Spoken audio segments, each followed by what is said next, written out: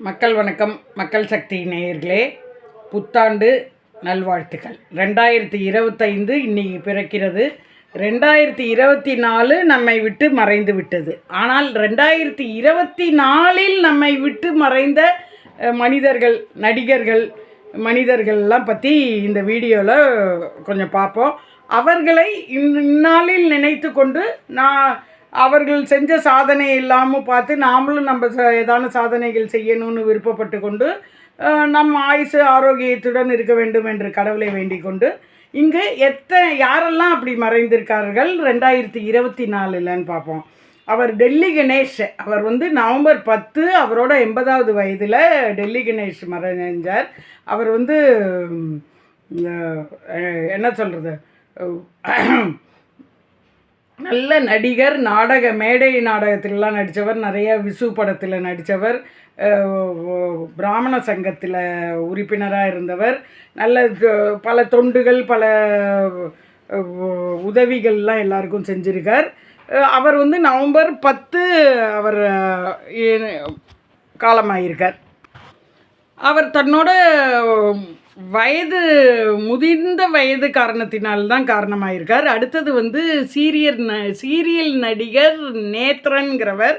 அவர் lungs கேன்சரில் December 4 இப்போ போன December மாதம் 2024 காலமானார்.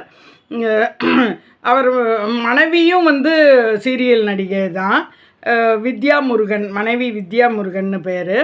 அடுத்தது பழம்பெரும் குணச்சித்திர நடிகர் தனபால். அவர் 95 வயது. அவருக்கு நவம்பர் 24 அவர் காலமாயிருக்கார். வயது மூப்பு தான் காரணம். ரஜினி, விஜயகாந்தோடெல்லாம் அவர் நடிச்சிருக்கார். அடுத்தது பிஜிலி ரமேஷ் ஆகஸ்ட் 17 செத்து போயிருக்கார். அவரும் ஒரு நடிகர். உடல்நல குறைவுனால, அவரோட உடல்நல குறைவுனால இறந்திருக்கார். நடிகர் அருள்மணி, அதிமுக பேச்சாளர். அவர் 90 படங்களில் நடிச்சிருக்கார். ஏப்ரல் 12 அவர் காலமாயிருக்கார். நடிகர் விஸ்வேஸ்வர ராவ் தெரியும், துணை நடிகர். அவர் பிரபலமானவர்.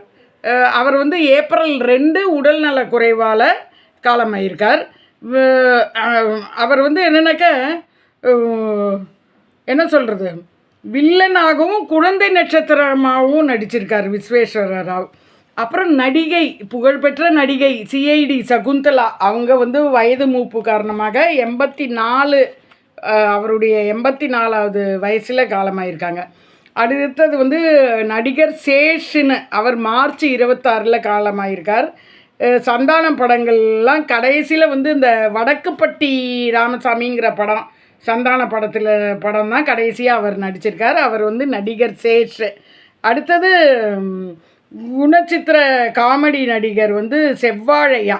அவர் குணச்சித்திர காமெடி நடிகர். அவர் ஏப்ரல் 16 காலமாயிருக்கார். இதெல்லாம் ரொம்ப வருந்தத்தக்க வயசு. சில பேர் நல்ல வயசாகி போயிருந்திருக்காங்க, சில பேர் சின்ன வயசுலேயே போயிருந்திருக்காங்க. அப்புறம் என் உறவினர், என்னுடைய மாமா பையன் டிசம்பர் மாதம்தான் இறந்துள்ளார் 2024. அடேடே மனோகர்னு திரைப்பட நடிகர். அவர் மார்ச் 30 நெஞ்சுவலி காரணமாக இருந்திருக்கார். அப்புறம் பிரதீப் கே விதூரன். அவர் ஜூன் 13. அவர் வயசு 48 தான்.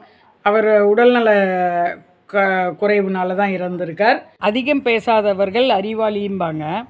ஆனால் அவருக்கு எதிராளிகள்லாம் என்ன சொல்லுவாங்கன்னா, அவர் பேச மாட்டேங்கிறார், தலையாட்டி பொம்மை அப்படின்லாம் சொல்லுவாங்க.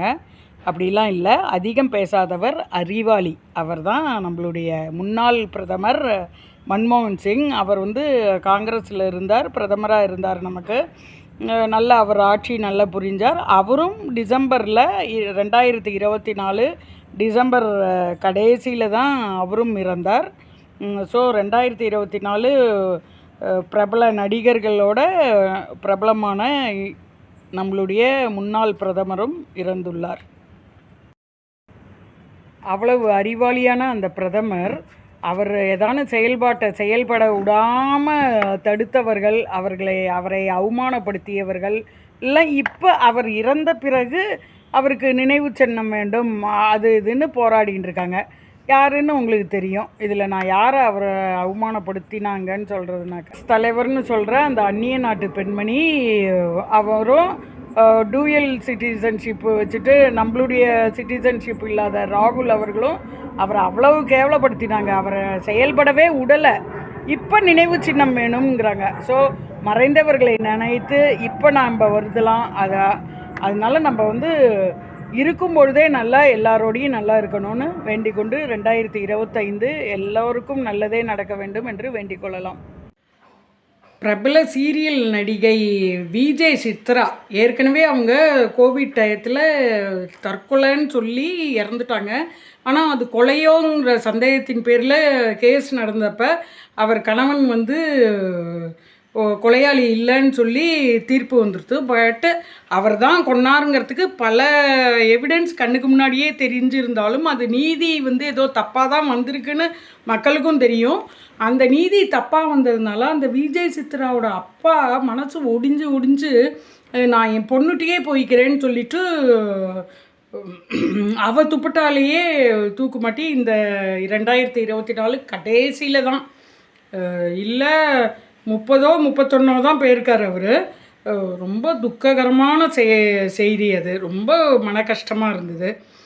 ஸோ நம்ம அதாவது வாழ்வது கொஞ்ச நாள் தான், அதை நல்லபடியாக வாழ்ந்து இறைவன் கொடுத்ததை இறைவனே எடுத்துக்கும்படி பண்ணலாமே ஒழிய நம்ம வந்து அதில் முயற்சி செய்யக்கூடாதுங்கிறது தான் நான் எல்லார்ட்டையும் வேண்டுறது, கடவுளையும் வேண்டுறது. மக்கள் சக்தி நேயர்களே, எனக்கு தெரியாமல் கூட இருந்திருக்கலாம், நான் மறந்தும் இருந்திருக்கலாம். இதில் யாராவது மறைந்தவர்களை விட்டு இருந்தால் அவர்களை நீங்கள் கமெண்ட் பாக்ஸில் சொல்லுங்கள். இந்த வீடியோவை வந்து நீங்கள் இது மாதிரி நடிகர்கள் இருந்தார்கள், இந்த வயதில் இருந்தார்கள் என்று தெரியப்படுத்துவதற்கு மற்றவர்களுக்கும் இந்த வீடியோவை ஷேர் செய்யுங்க. உங்களோட கமெண்டெல்லாம் இதில் சொல்லுங்கள். சில பேர் நல்ல வயசாகி இப்போ இருந்திருக்காங்க, சில பேர் சின்ன வயசுலேயே இப்போ இருந்திருக்காங்க. ஸோ இவர்களுடைய மறைவெல்லாம் வந்து மனசு கஷ்டமாக நமக்கு இருக்குது. அவர்களுக்கு நல்லது, ஏன்னா அவர்களுக்கு நல்ல பதவி கிடைத்து விட்டது. அவர்களை பிரிந்து நாம் தான் வாடுகின்றோம். 2025 நல்ல விதமாக போக வேண்டும், எல்லோரும் ஆயுளுடன் ஆரோக்கியமாக இருக்க வேண்டும் என்று வேண்டிக் கொண்டு, இந்த அதாவது நமக்கு என்டர்டெயின்மெண்ட்டாக இருந்த இந்த நடிகர்கள் எல்லாமும் தன் வாழ்க்கையில் கஷ்டங்களை அனுபவித்து விட்டு வாழ்க்கையை நல்ல விதமாக ஓட்டி, நல்ல வயது காரணமாகவும் நோய் காரணமாகவும் திடீரென்றும் உடல் நலத்தை பேணி காக்காமையும் போயிருக்காங்க. முக்கியமாக சொல்ல வேண்டியது என்னன்னாக்க, மறைந்த நடிகர்களுக்கெல்லாம் நம்ம அந்த 2024 மறைந்த அனைவருக்கும் நாம் அஞ்சலி செலுத்திவிட்டு நாம் நல்லபடியாக நம்ம ஹெல்த் கான்ஷியஸோடு இருந்து மீதி இறைவன் கையில் விட வேண்டும். ஹாப்பி நியூ இயர் 2025 நல்லா வரட்டும். நன்றி.